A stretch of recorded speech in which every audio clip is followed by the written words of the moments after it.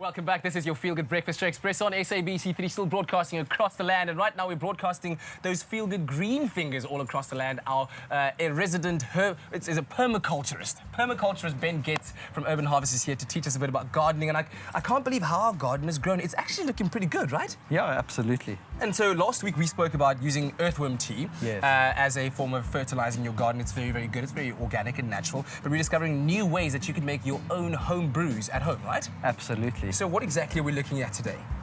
Well, we've got a stock standard set over here. This one's called Comfrey.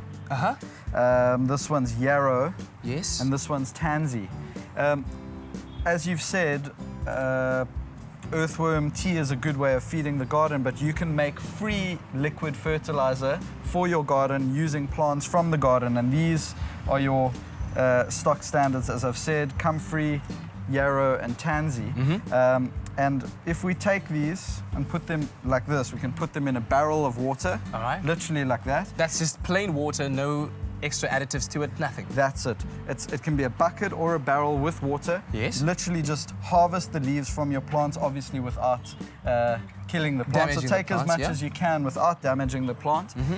You can tear it up, you don't even have to. And you just leave it in there. In summer, you can leave it in for 7 to 10 days. In winter, somewhere between 10 and 14. It can be even a bit longer. Yeah.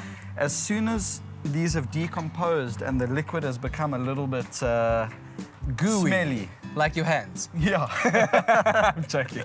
So as soon as it's decomposed and it's smelly, then that's the liquid fertilizer is ready to put onto the garden. Yes. You can spray it on or pour it on directly onto the garden. Would you say using this kind of fertilization system is better than using, like, let's say, the more advanced stuff, like with chemical stuff, if you will? Oh, that's a big discussion, but the basic answer is absolutely. For one thing, this doesn't cost anything. For another thing, it's sustainable because it's coming straight out of the garden, so it keeps reproducing the plants, producing new leaves every week. You can harvest new leaves, make new fertilizer and put it on. But there's there's a much bigger issue around whether if you're wanting to eat your food and you want it to be organic, you've got to use organic fertilizer, not chemical fertilizer. Exactly. So we've got a kettle of boiling water over here. I'm not exactly sure what you're going to do with it, but please show us. Okay, so on the one hand, you've got fertilizer to feed the garden. On the other hand, people obviously often have problem with pests in the garden. So you can use certain plants from the garden to help keep away pests. Oh, okay. So feeding and then also pest repelling. We've got, here we've got perennial basil. Perennial basil. Right. Would this be the same kind of basil that you use to cook with?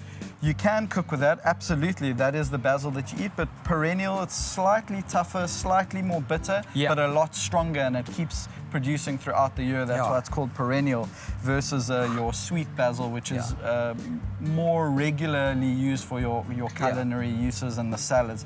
So perennial basil... Definitely coming through. I mean, I've just held it for 2 seconds and my fingers smell like perennial basil. Definitely, strong smells. This one's also got a strong smell. What does that smell like? Whoa!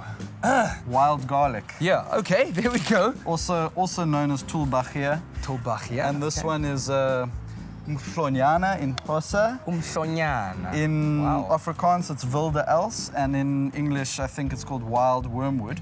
So a combination of wilde els, wild garlic, and perennial basil steeped in hot water. So you just pour straight from your kettle hot water, let it sit overnight until it's cooled, and the next day, that very pungent smell, strong smell, it will actually help to keep bacterial and fungal issues out of the plants as well.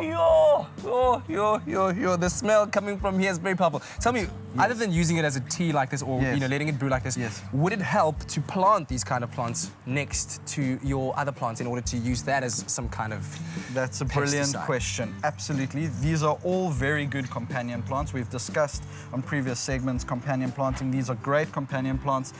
In permaculture, we call them dynamic accumulators. So they actually help to build the soil where they're growing. They're companion plants. In other words, the plants can grow around them and be very happy. And then again, they're brilliant for making fertilizer, pesticide, and even for activating compost. Yeah. I just want everyone to see this at home. This amazing brew of organic mixture is just amazing.